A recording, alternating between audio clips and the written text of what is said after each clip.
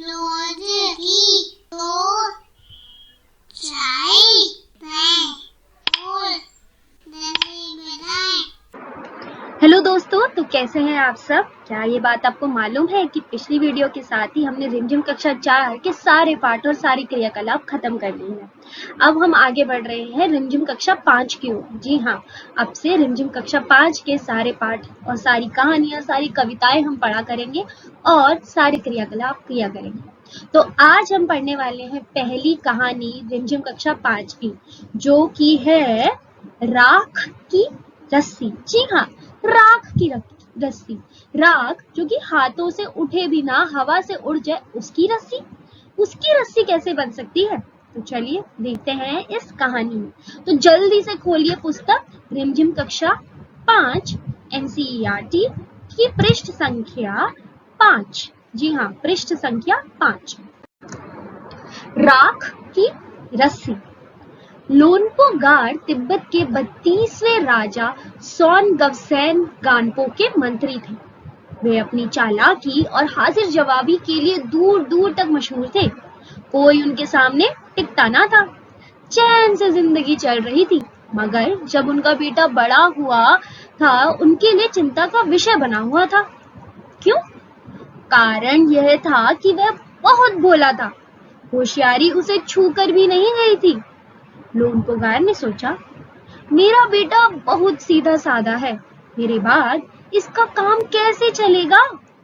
तो लोनपोगार बड़े ही होशियार और उनका बेटा बिल्कुल भी नहीं। तो इसी वजह से वह थे दुखी और चिंतित।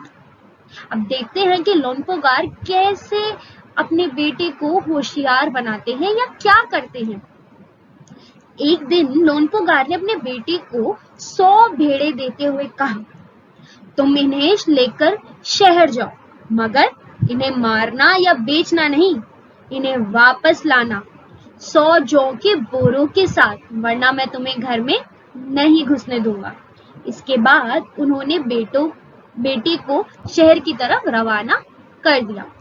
अरे यह क्या बात हुई, 100 भेड़े दी, लेकिन तुम बेच भी नहीं सकते और मार के उसका गोश्त भी नहीं बेच सकते। तो अब कैसे उनका बेटा पैसे कमाएगा और 100 जौ के बोरे ला पाएगा।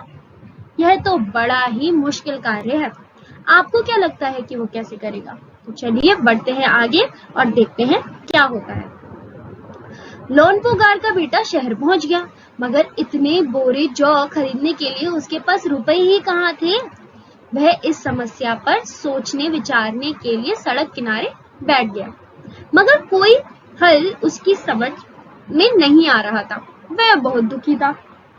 अब जैसे कि हमको पता चला था पाठ में कि वह बिल्कुल भी होशियार नहीं था, तो उसे तो समझ ही नहीं आ रहा था कि बिना बेचे मैं कैसे 100 बोरे खरीद लूं।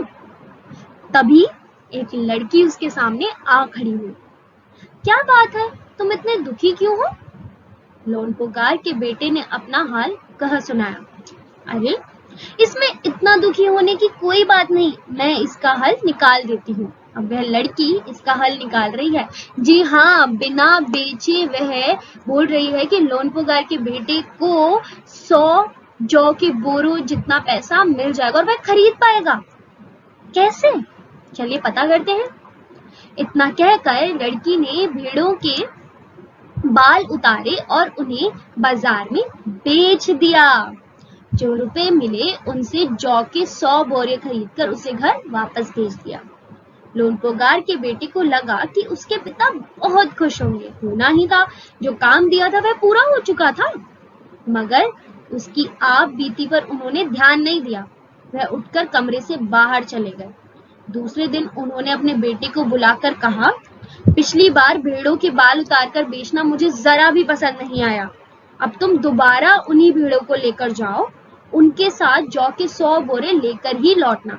लो, अब उन्होंने क्या कहा कि तुमने बाल काटे, मुझे वह भी पसंद नहीं आया, लेकिन अब तुम्हें क्या करना है, तुम्हें दोबारा जाना है और अब बिना बाल के हैं वो, तो बिना बाल उतारे तुम्हें जौ के 100 बोरे लाकर मुझे देने हैं। पर अब क्या करेगा उनका बेटा, चलिए देखते हैं।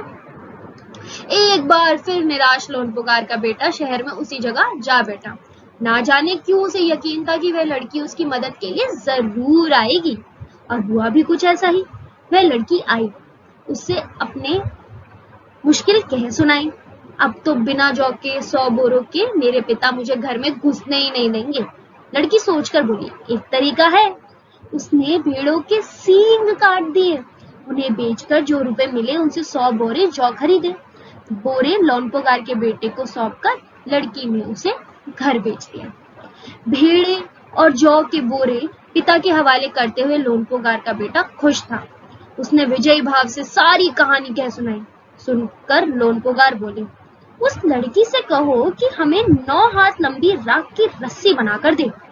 उनके बेटे ने लड़की के पास जाकर पिता का संदेश दोहरा दिया। लड़की ने एक शर्त रखी, मैं रस्सी बना तो दूंगी, मगर तुम्हारे पिता को वह गले में पहननी होगी। लोनपोगार ने सोचा ऐसी रस्सी बनाना ही असंभव है, इसलिए लड़की की शर्त मंजूर कर ली। तो अब लोनपोगार और उस लड़की के बीच में छिड़ गई है जंग।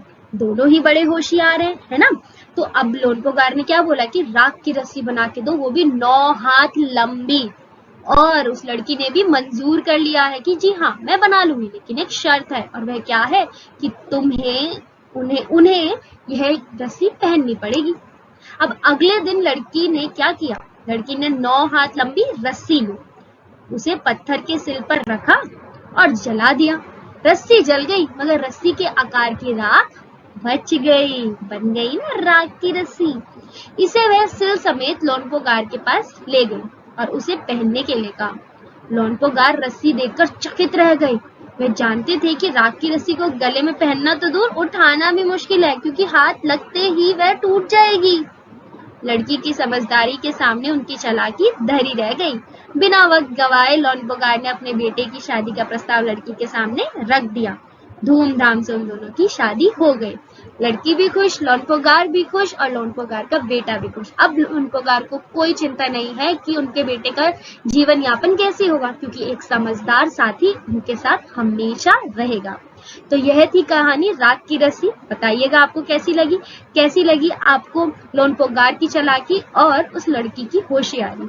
तो चलिए मिलते हैं अगली बार एक नई कहानी, कविता या क्रियाकलाप लेकर।